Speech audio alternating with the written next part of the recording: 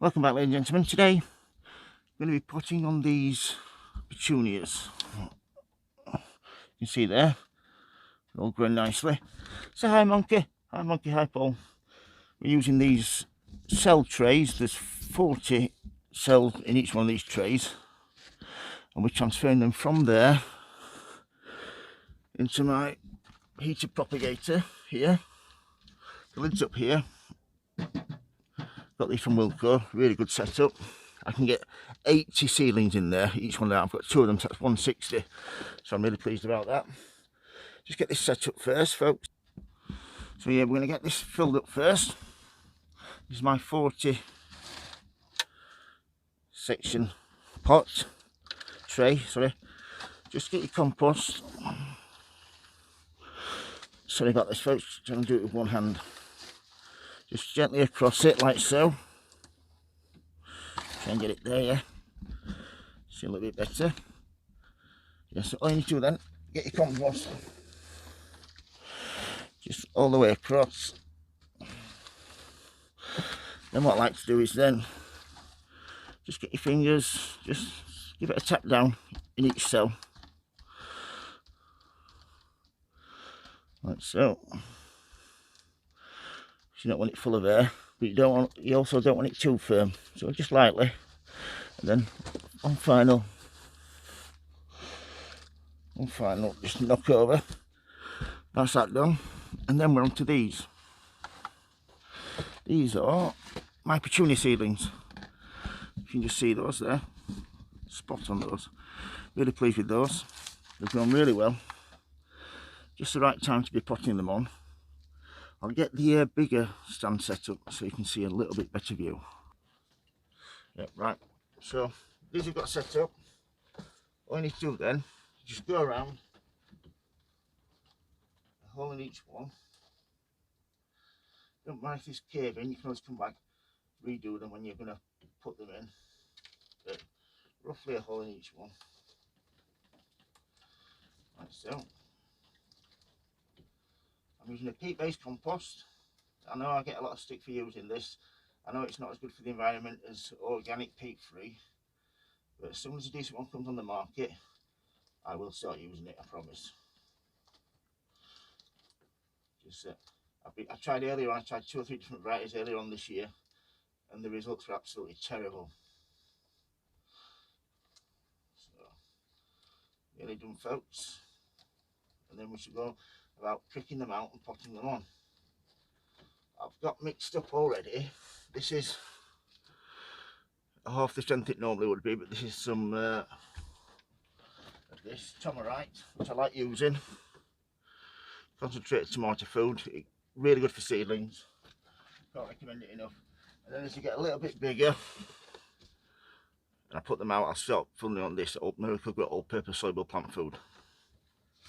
Because you just don't want them twice as big. You want the flowers on them as well, which that Tomarite really does help with. Anyway, back to this, pricking them out.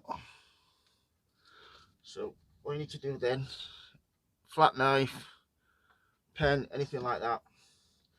When I go under, I'll try and get a nice bit of compost out with them. Yeah, nice lump like that is perfect. And then all you need to do then is from there, just never hold them by the stem, hold them with one leaf like so. And in there, and a little bit of compost round, so they're centered, and just in like so. So yeah, same with this one. A bit of compost round, make sure the roots are covered. Petunias, I love them because they have a beautiful scent, the flowers are amazing, and they are a perennial. People think they're an annual. People grow them as an annual, which is fair enough. But if you have got somewhere warm with some sun, you can fetch them in, and you can buy some quite expensive petunias, special varieties. And once you've got them, I've got a few videos showing you how to take petunia cuttings. That's also on Thompson and Morgan's website, I do believe. How-to videos. So you can go on there and I'll show you how to take some petunia cuttings, so you don't have to buy a load of plants. Buy probably 6 or 12 of ones that you really like, spend a little bit more on them, get good quality plants, and then once you've got them, take some cuttings, and then you've got basically petunias for life. They do suffer sometimes with a bit of powdery mildew, so all you need to do there is just give them a spray. I use Bayer Gardener spray. It's a really good spray, it really does do the job well. A couple of sprays of that during the summer, or whenever you see any, like I've showed you how to spray earlier on this year. I've got this one here, which is from last year. You can see that one. I mean, look at the flowers already. Midnight something, I think it's called. That one from Thompson & Morgan. But I took some cuttings off that, and keep spraying these. And this won't take up a whole pot on its own. This one will be amazing this year. I'll take some cuttings off that later on. But yeah, I'll show you how to spray them for powdery mildew. Also helps with damping off, which is a disease when you're doing seedlings, that if you get too much moisture, it just basically rots where they are. So I'll get the rest of these done, and then I'll get back to you. I've just got the last few to do. So I'll just prick these out like so. Just prick out so easily when you get to this size. Some people like to do them when they're a little bit smaller, but I like to get to at least this size, if not a little bit bigger. It just makes pricking out a lot easier.